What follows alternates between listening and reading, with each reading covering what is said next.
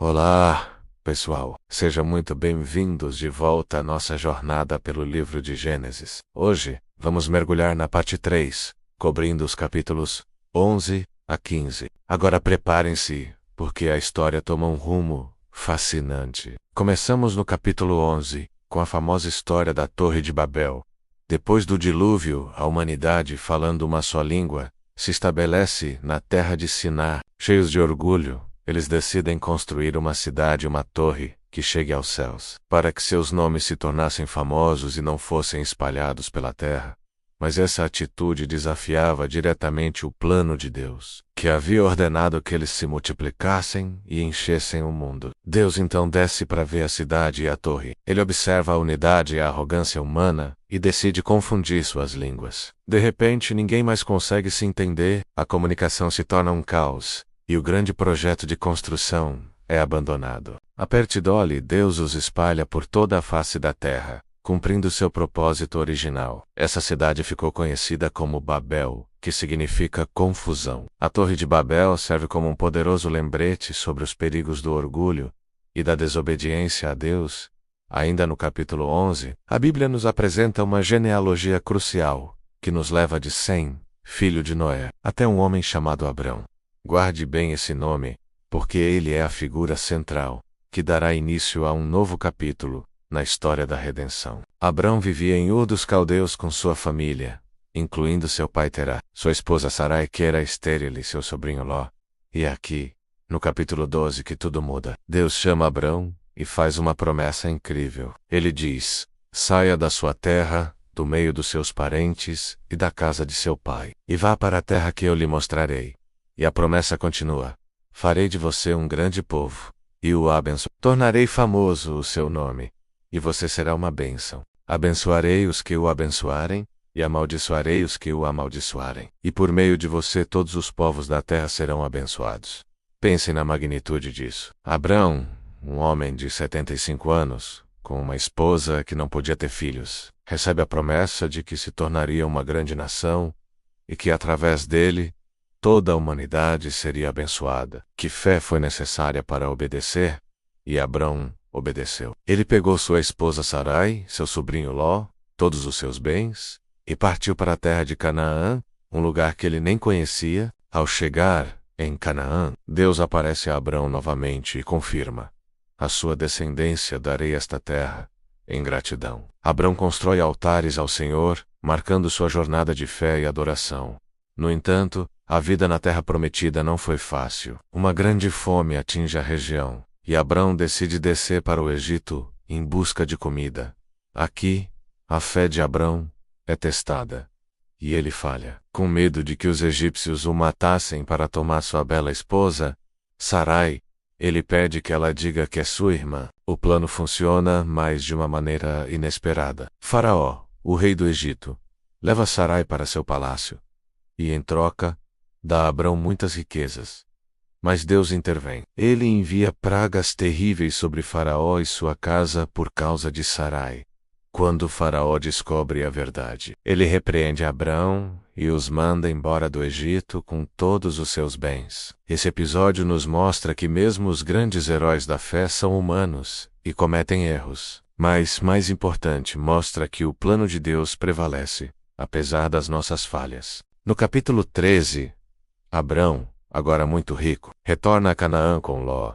Eles tinham tantos rebanhos e bens que a terra não conseguia sustentar os dois juntos. Começaram a surgir conflitos entre os pastores de Abrão e os de Ló.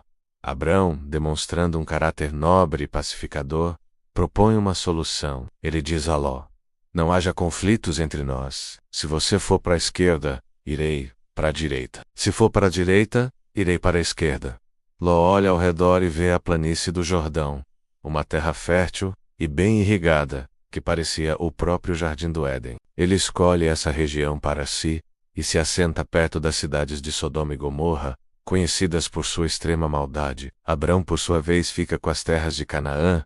Após a partida de Ló, Deus fala novamente com Abrão, reafirmando sua promessa. Ele o manda olhar em todas as direções e diz: toda a terra que você está vendo, eu a darei a você e à sua descendência para sempre. Tornarei a sua descendência tão numerosa como o pó da terra.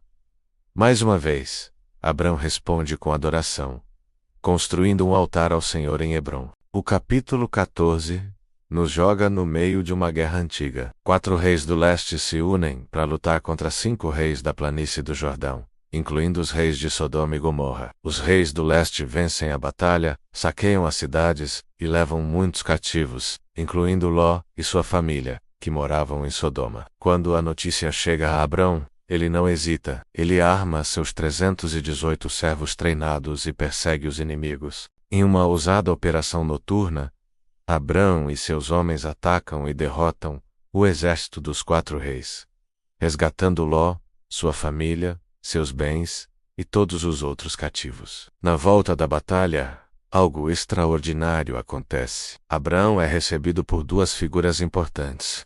Primeiro, o rei de Sodoma. Depois, um personagem misterioso e fascinante chamado Melquisedeque, rei de Salém e sacerdote do Deus Altíssimo. Melquisedeque traz pão e vinho, abençoa Abrão e louva a Deus por ter lhe dado a vitória. Em resposta, Abrão dá a Melquisedeque o dízimo, 1/10 de tudo o que havia recuperado. Essa é a primeira menção ao dízimo na Bíblia e apresenta Melquisedeque como uma figura de grande importância espiritual. Logo depois, o rei de Sodoma oferece a Abrão todos os bens recuperados, pedindo apenas as pessoas de volta. Mas Abrão recusa firmemente. Ele jura ao Deus Altíssimo que não aceitaria nem um fio de linha, para que ninguém pudesse dizer que foi o rei de Sodoma que o enriqueceu. A confiança de Abrão estava unicamente em Deus. Chegamos ao capítulo 15, um dos momentos mais profundos da aliança de Deus com Abrão. Apesar das promessas, Abrão ainda não tem um filho. Ele expressa sua angústia a Deus dizendo que seu herdeiro seria Eliezer, um servo de sua casa. Mas a palavra do Senhor vem a ele com uma clareza impressionante. Seu herdeiro não será esse. Um filho gerado por você mesmo será o seu herdeiro. Então, Deus leva Abrão para fora e diz: olhe para o céu e conte as estrelas, se é que pode contá-las. E promete: assim será a sua descendência. E o versículo seguinte é um dos mais importantes de toda a Bíblia.